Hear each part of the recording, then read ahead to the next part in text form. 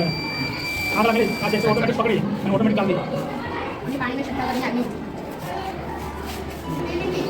ઘર શાળા તેમજ અન્ય સમાજના એકમોમાં અચાનક લાગતી આગથી બચવા માટે આપણે અમારી આગ પ્રત્યેના નવા ચારનો ઉપયોગ કરી શકીએ છીએ જે અચાનક લાગતી આગ સામે બચાવે છે તેમજ આગ ઓલવવા માટે પણ ખૂબ જ ઉપયોગી બની રહે છે જેથી આર્થિક નુકસાનને પણ પહોંચી શકાય છે તેમજ